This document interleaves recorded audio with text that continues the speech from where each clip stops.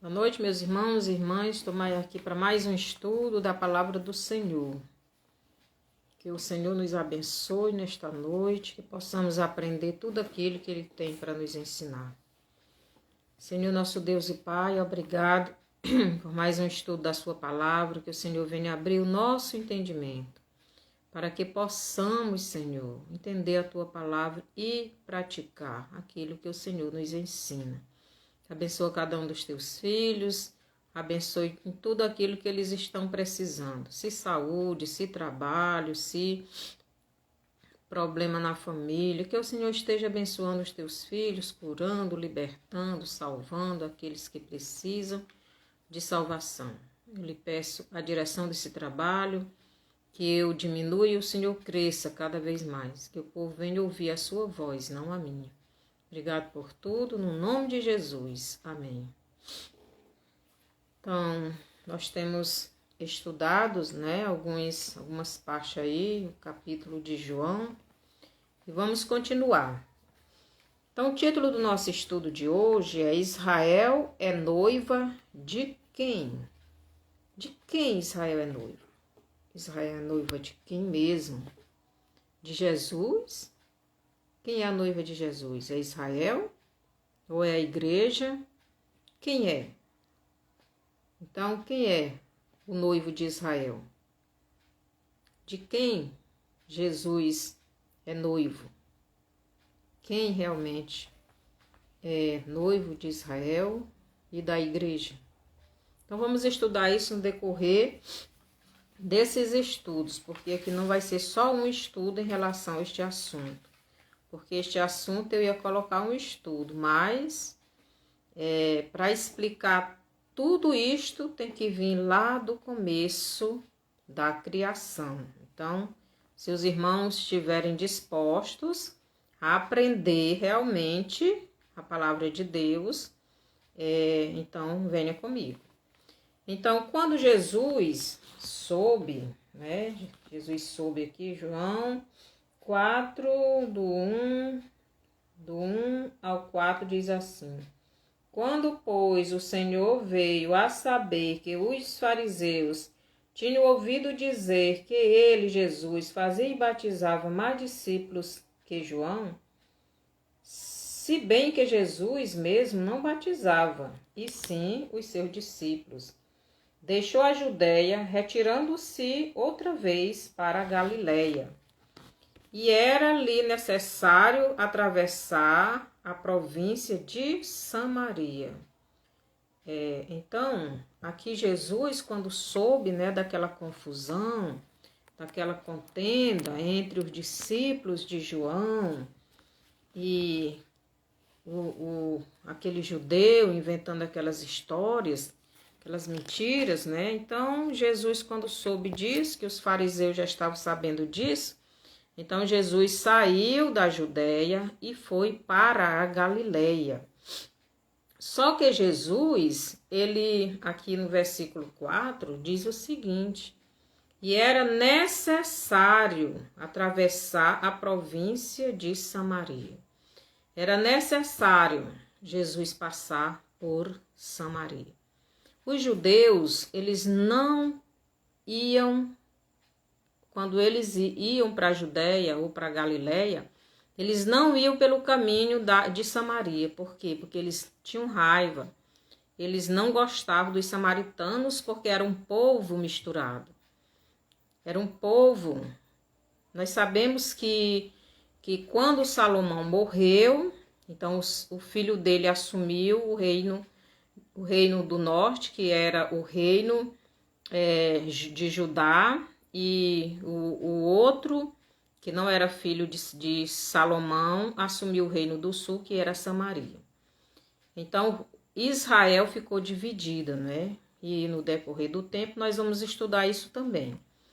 Então, Samaria, ele era aquela parte de Israel que tinha abandonado o seu Deus. Então, ele era misturado com muitas outras nações, o povo tinha se misturado, eles adoravam outros deuses, eles não tinham não adorava somente o Deus de Abraão. Então os judeus eles tinham raiva do povo, que era mistício, né? E eles não passavam, eles odiavam, né, os judeus, os samaritanos. Mas aqui no versículo 4 diz que era necessário que Jesus passasse por Samaria. Mas por que seria que era necessário Jesus passar por Samaria? Será que tem alguma coisa a ver com a noiva dele? Será que tem alguma coisa? Isso nós vamos descobrir no decorrer dos estudos, porque este aqui é o primeiro estudo sobre a noiva, sobre o noivo de Israel, né? Quem é o noivo de Israel? Então, esse aqui é o primeiro. Eu ia fazer um, mas não dá para fazer só em um. Então, nós vamos fazer de 3 ou até mais estudos. Se os irmãos quiserem realmente saber, então, fique estudando comigo todos esses estudos. Não dá para botar tanta informação em um estudo só. Então, vou resumir para que os irmãos tenham este entendimento completo.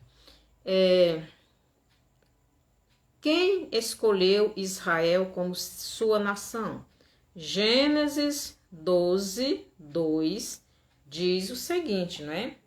Lá em Gênesis 2, 12, diz quem foi que escolheu Israel para ser a sua nação. Ora, disse o Senhor a Abraão: sai da tua terra, da tua parentela e da casa de teu pai, e vai para a terra que te mostrarei. De ti farei uma grande nação, e te abençoarei, e te engrandecerei o nome. Sê tu uma bênção. Então, Deus escolhe Abraão, né? E manda ele ir para onde ele, Deus, iria mostrar. Então, observando. No Éden, o homem Adão representava o Adão humano, mas também o Adão espiritual, que é o Deus Filho. Aqui em 1 Coríntios, diz o seguinte, 1 Coríntios 15, do 45, 15, do 45, vou ler só alguns versos. Pois assim está escrito, o primeiro homem, Adão, foi feito alma vivente. O último Adão, porém, é espírito vivificante. Mas não é primeiro o espiritual, e sim o natural, depois o espiritual. Primeiro o homem formado da terra, é terreno. O segundo homem é do céu. Então, como foi o primeiro homem terreno, tais são também os demais homens terrenos. E como é o homem celestial, tais também os celestiais. Então, Adão, ele representava duas pessoas. Ele representava o Adão humano e ele representava o Adão espiritual. Então, o Adão humano é aquele que Deus criou do barro. O Adão espiritual é aquele que veio do céu. Então, nós temos que entender que a Bíblia, quando ela nos fala do físico, por trás tem o espiritual. Por isso, para entender a palavra de Deus, não podemos olhar só para o natural, só para o físico, só para o palpável. Nós temos que olhar para o espiritual. Então, aqui diz que primeiro foi o Adão terreno, que foi o Adão feito do barro, o Adão que se corrompeu, o Adão que pecou. Depois, o segundo Adão, o Adão espiritual, Jesus Cristo, que veio do céu, o Filho de Deus, o Deus Filho. Eva representava a mulher humana. mas também a nação de Israel. Tanto a Israel terrena como a Israel celestial. Então, a mulher também representava duas pessoas, ou melhor, um ser humano que representava uma nação. Eva representava a nação terrena, mas também a nação celestial. Então, vamos prestando atenção aí, não é? Aqui no Apocalipse 21, do 1 ao 2, fala do novo céu e da nova terra, né? Da nação, da terra e da nação espiritual. O Éden representa as terras de Israel terreno, mas também representa o novo céu e a nova terra.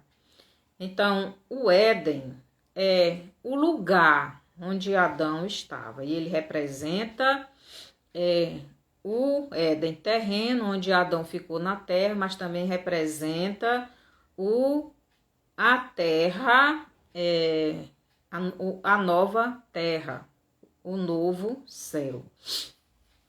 No Éden terreno, antes de Adão e Eva pecarem, a árvore da vida representava Jesus alimentando aquele casal com a sua palavra. Porque a palavra de Deus, quem alimenta o espírito do homem. E Adão e Eva ainda não tinham pecado. Então, ele se alimentava da árvore da vida, não é? Que representava a palavra de Deus. Então, enquanto eles estavam se alimentando da palavra de Deus, ou melhor, enquanto eles estavam obedecendo a palavra de Deus, eles estavam na presença de Deus.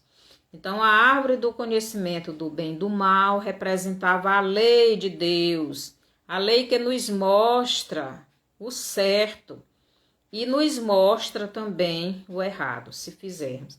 Então, Deus disse, não comam o fruto desta árvore, porque se vocês comerem, vocês vão morrer. Então, o que é que a lei de Deus estava dizendo? Vocês comam. Isso aqui é vida para vocês. Ali era coisa boa, mas se vocês comerem, vocês vão morrer. Ali a lei estava dizendo que iria acontecer o que iria acontecer se eles desobedecessem. É isso que a lei faz. Então,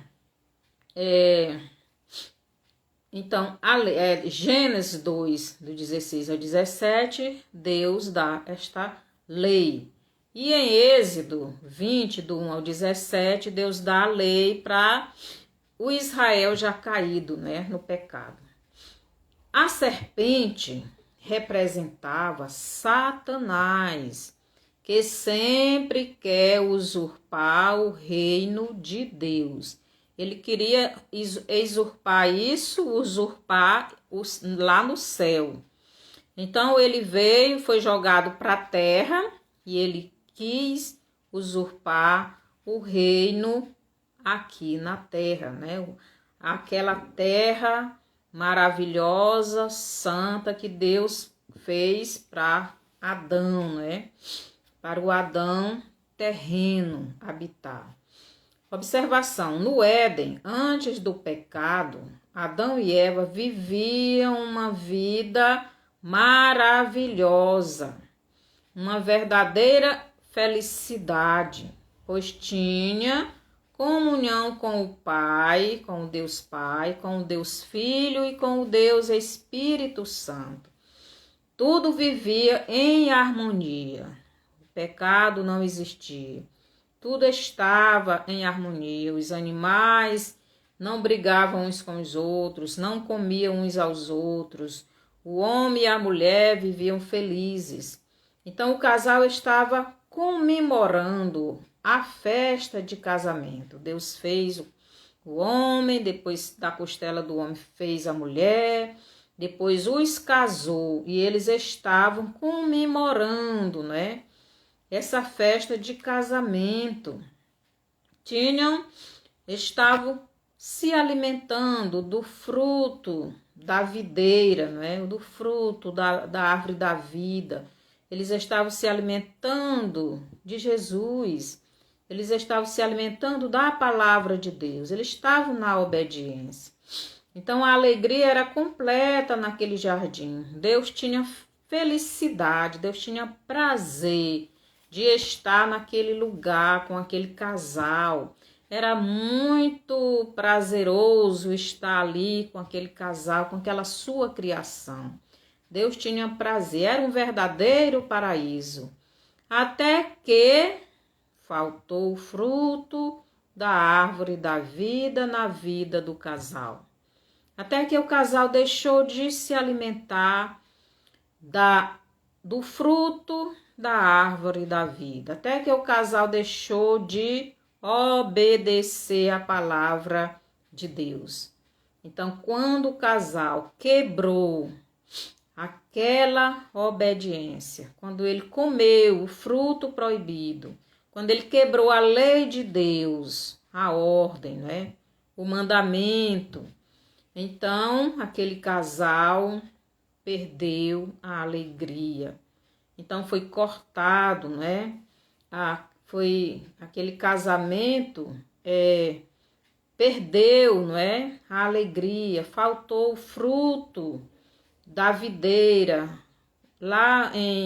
Aqui em João nós vimos sobre o casamento, não é? Que Jesus lá faz o seu primeiro milagre. Ali tem um vídeo, vocês podem ver para melhor entender esse estudo. Então, quando o casal peca, desobedece a Deus, quebra a lei de Deus, então encerra-se a festa de casamento lá no Éden.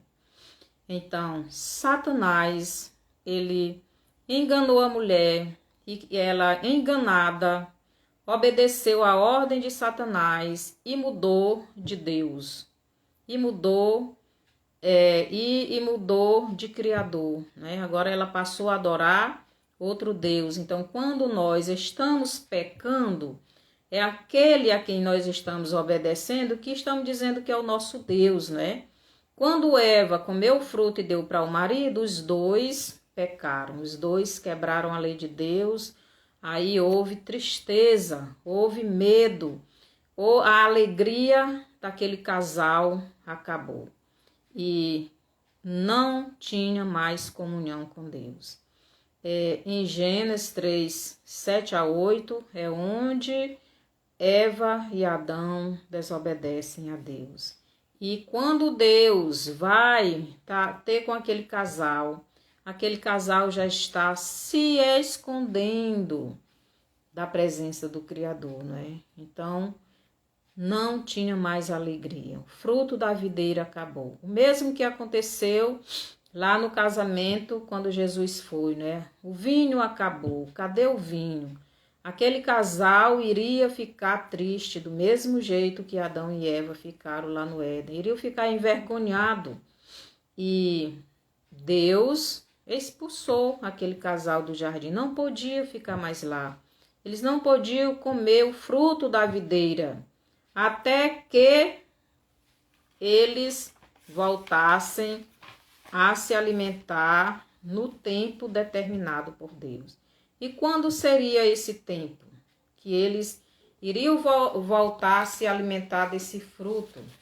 Aqui em Gênesis 3:15 diz assim: porém, inimizade entre ti e a mulher, entre a tua descendência e o seu descendente. Este te ferirá a cabeça e tu lhe ferirás o calcanhar. O tempo determinado para eles voltarem a se alimentar do fruto da videira seria aqui, quando o descendente da mulher fosse ferido o calcanhar. Ali está falando de Jesus. Quando Jesus fosse pregado na cruz, quando Jesus morresse pelos nossos pecados, quando Jesus desse a sua vida para que a mulher pecadora que quebrou a aliança com Deus, que quebrou a lei de Deus, voltasse ao perdão, tivesse perdão, voltasse a se alimentar do fruto da videira que é Jesus. Mas isso só seria nesse tempo. Por isso Jesus foi naquela festa de casamento e Jesus transformou a água em vinho. Ali ele estava dizendo que o tempo do casal voltar a ter essa comunhão com Deus tinha chegado, né? Aqui em João 2, do 1 ao 12, Jesus, em sua festa de casamento, em uma festa de casamento, né? Ele realiza este sinal de que ele já estava ali para fazer esta religação. Os irmãos podem assistir esse vídeo que eu boto bem detalhadinho. Então, mas quem realmente é o noivo de Israel? Quem será o noivo de Israel? Nós estamos aqui estudando quem é o noivo de Israel. É a igreja? É a nação de Israel? Quem realmente é? Então, em Gênesis 3,15, Deus nos revela 3 coisas. Eu vou ler João 3,15. Diz assim, já lendo agora, leio de novo. Porém, inimizade entre ti e a mulher, entre a tua descendência e o seu descendente. Este te ferirá a cabeça e tu lhe ferirá o calcanhar. Então, vamos ver aqui. Primeira coisa que Jesus fala neste verso. Deus fala de uma inimizade entre a serpente e a mulher. Que mulher é essa? Né? Que mulher é esta? Esta mulher é tanto Eva, que é a mãe de todas as criaturas humanas, é Sara, que representa a terra em que Adão foi formado. Então, Adão foi feito do pó da terra. Então, representa essa terra, também a terra de Israel, não é? E Maria, que representa a Israel também. Então, esta mulher que iria ter essa inimizade com a serpente seria a nação de Israel. Como é que diz? Aí, como se fossem essas 3 mulheres, em épocas diferentes, não é? Cada uma na sua época. Então, Eva, Sara e Maria, que representam a Israel humana, mas também a Israel celestial. Então, nós temos que ver que existe dentro da humana, dentro da visível, existe o espiritual. Então, Eva, humana, mas nação espiritual, que é a nação de Deus, né? Aquela que vai morar no céu. Então, a segunda coisa que Deus fala nesse verso, Deus fala da inimizade entre a descendência da serpente e o descendente da mulher. Então, a serpente teria uma descendência e essa descendência da serpente iria ter esta inimizade entre o descendente da mulher. E o descendente da mulher é o próprio Jesus Cristo, né? O próprio Filho de Deus. A terceira coisa, Deus diz para a serpente que o descendente da mulher, Eva, Sara e Maria, que representam a nação de Israel, iria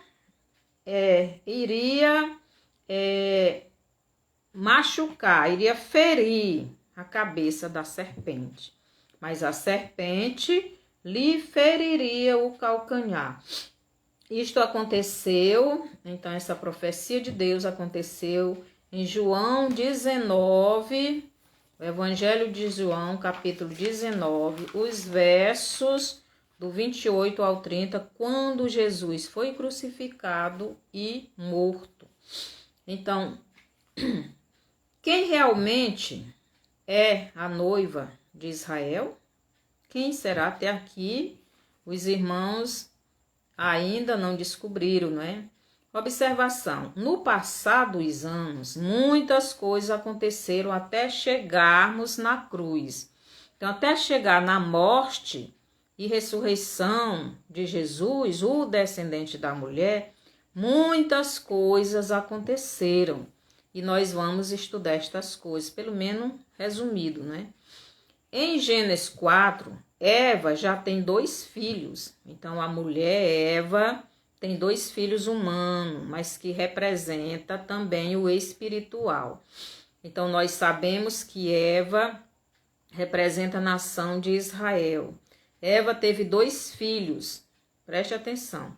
Eva teve primeiro Caim, que representa a descendência da serpente. Então, Caim representa a desobediência da mulher, representa o pecado da mulher, representa a descendência da serpente, aquelas pessoas que não querem obedecer a Deus, que não amam a Deus, que odeiam o Filho de Deus, que querem e matam os seguidores de Jesus. Então, estas pessoas aí são os descendentes ou a descendência da serpente, porque eles nunca vão querer se curvar ao Filho de Deus. O outro filho de Eva era Abel. Abel representa o descendente da mulher, representa Jesus. Então, em Gênesis 4:8, nos mostra o que a serpente e a sua descendência fez com o descendente da mulher Israel, que era Abel. Então, foi que Caim fez com Abel. Caim se levantou contra Abel e o matou. O mesmo aconteceu em João 19, do 28 ao 30. A serpente e a descendência da serpente se levantou contra Jesus e o matou. Então, Abel representava Jesus e Caim representava Satanás. Então, Caim, ele é a descendência da serpente, do diabo. Mas Abel é o descendente da mulher, que é Jesus, né? Quando Jesus na cruz venceu a serpente Satanás, Deus dá a Jesus toda a autoridade que Satanás tinha usurpado do homem Adão, lá no Éden. Que Mateus, vou ler bem aqui um pouquinho para entender melhor. Mateus 28 nos diz o seguinte. Os irmãos já sabem, né? Jesus diz o seguinte, Mateus 28, 18, Jesus diz o seguinte. Jesus aproximando-se, falou-lhes dizendo: toda autoridade me foi dada no céu e na terra. Em Efésios 1, Paulo diz o seguinte. Efésios 1, do 22 ao 23, ele diz o seguinte. E pôs todas as coisas debaixo dos pés, e para seu cabeça sobre todas as coisas, os deu à igreja, a qual é o seu corpo, a plenitude daquele que a tudo enche em todas as coisas. Então, Jesus, ele recebeu todo o poder de Deus quando ele venceu na cruz a serpente chamada Satanás. E ele pegou esse poder, essa autoridade, entregou nas mãos da igreja. Ele disse: ide por todo mundo, pregai o evangelho a toda a criatura. Então, ele manda a gente pregar, a gente batizar, a gente curar os enfermos, a gente fazer aquilo que ele fazia, né? Então, ele entregou esse poder também nas mãos da igreja, porque a igreja também é noiva de Jesus, né? A igreja é noiva de Jesus, não é? Mas será que é só a igreja que é noiva de Jesus? Então, vamos descobrir isso, né? Então, observação. Em Gênesis 4:8, Caim representando a serpente como a sua descendência, mata Abel, que representa Jesus. Então, Eva teve 2 filhos. Um que era a descendência da serpente, de Satanás, que representa o pecado, que representa as coisas erradas, que representa todos aqueles que não querem saber de Deus, que não se curvam, que não se humilham, que não se arrependem. Estes são a descendência da serpente, que representa Caim, o primeiro, né? Primeiro descendente da serpente. E também Abel, Caim, ele frutificou muito para a serpente, né? Ele teve filhos e filhas e se tornaram cidades e tinha muita gente. Mas Abel não frutificou. Por quê? Porque Caim matou Abel. Então lá na cruz aconteceu a mesma coisa, né? Caim, ou melhor, a descendência da serpente matou o descendente da mulher. Mas o descendente da mulher, lá na cruz, não era humano somente. O descendente da mulher lá na cruz, ele era espiritual. Ele veio para resgatar o espírito, principalmente das pessoas. E era necessário ele morrer para que as pessoas tivessem vida. Só que Satanás pensava que Jesus era a mesma coisa que Abel, né? Só que não era. Abel era humano, ele só representava o verdadeiro descendente da mulher. Por isso, Abel não frutificou. Mas Jesus, quando morreu, então foi ali que ele começou a frutificar, a trazer para si aquela mulher, não é? A esposa dele, que Adão representava Jesus, né? E tinha morrido. Adão morreu porque sua esposa morreu, ele foi comer o fruto para morrer também. Então, os 2 morreram. Então, Adão não pôde fazer nada pela sua esposa. Mas Jesus, ele morreu para que a sua esposa tivesse vida, não é? Que era necessário ele morrer para poder perdoar os pecados da sua igreja, do seu povo, de todos aqueles que creem verdadeiramente nele como Salvador e o recebem. Então, era necessário que Jesus morresse. Então, a descendência de Caim pensava que matando o Filho de Deus estaria eliminando mais uma vez da terra o descendente da mulher. Mas aí ele se enganou, né? Em Gênesis 5, do 1 ao 33, fala da descendência de Adão, certo? Então, a descendência de Adão não é a mesma descendência de Caim. Então, Caim não faz parte da descendência de Adão. Então, quando a gente lê na Bíblia, a gente vê que a descendência de Adão vem primeiro do que a descendência aliás, a descendência de Caim vem primeiro, vem no capítulo 4, do 17 ao 26, vem primeiro, vem antes da descendência de Adão. Por quê?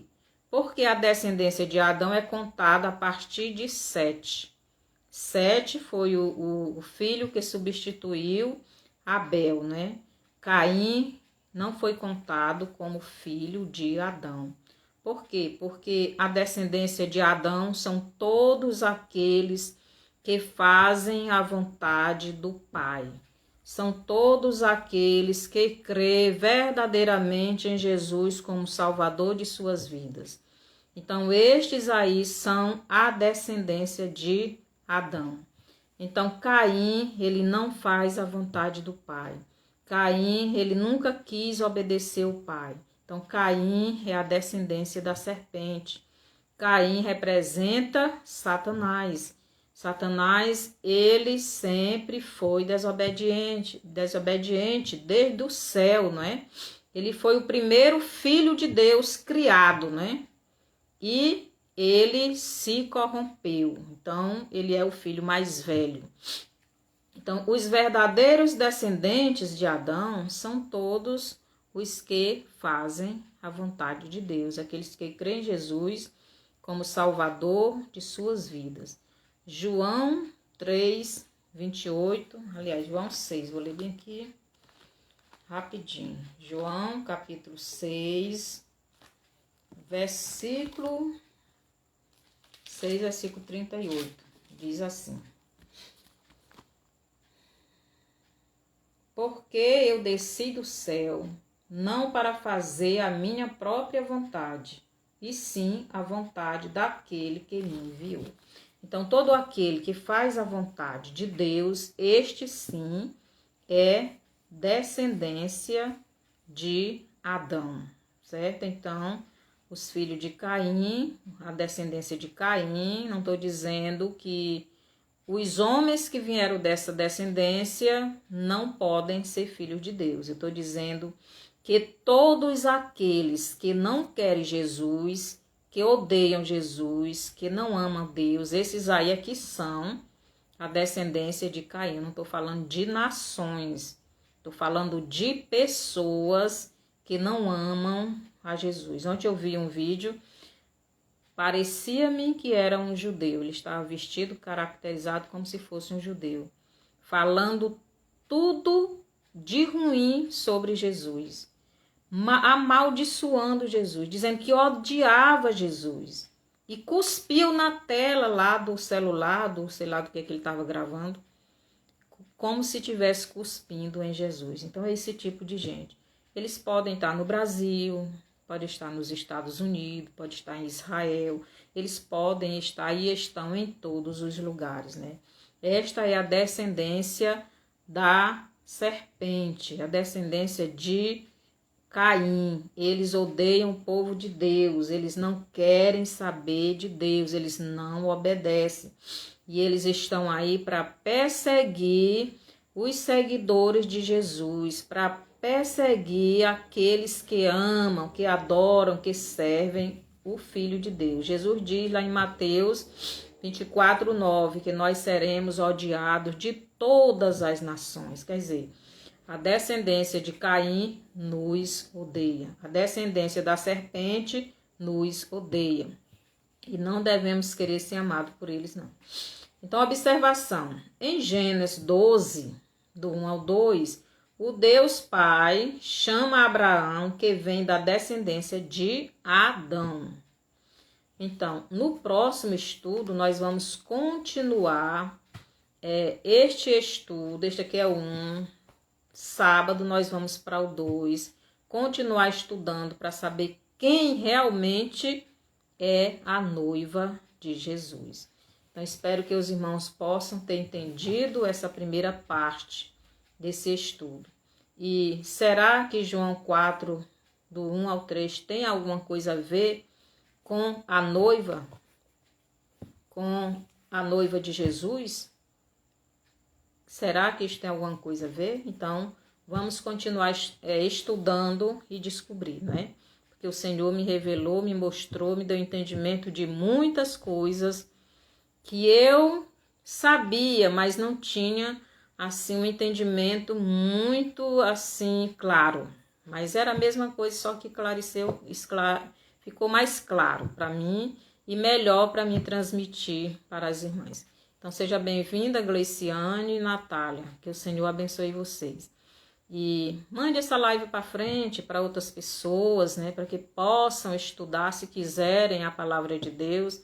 Porque aqui, neste canal, a gente estuda em profundidade a palavra do Senhor. Então, quem gosta de estudar a palavra do Senhor, então venham para cá, porque aqui é o lugar certo. Quem não gosta, então não posso fazer nada, né? Mas vocês mandem aí, né? A palavra de Deus precisa ser pregada, precisa ser anunciada. Jesus está voltando e ele tem pressa que as pessoas saibam, que as pessoas entendam a palavra dele. É por isso que ele está dando discernimento para o povo dele mais do que antes. Antes, muitos anos antes, a gente não tinha o entendimento que está tendo hoje da palavra de Deus. E tudo está se cumprindo como ele fala na palavra dele. Então, ele tem pressa, porque Jesus está voltando. Então, passa esse estudo para frente. E sábado, vou continuar esse estudo. Que o Senhor nos abençoe. Vai lá no YouTube também, no meu canal, Estudos com Maria Antônia. E dê lá seu bonzinho, né? Se inscreva lá e também participe, comente e tudo mais. Que o Senhor nos abençoe e até sábado.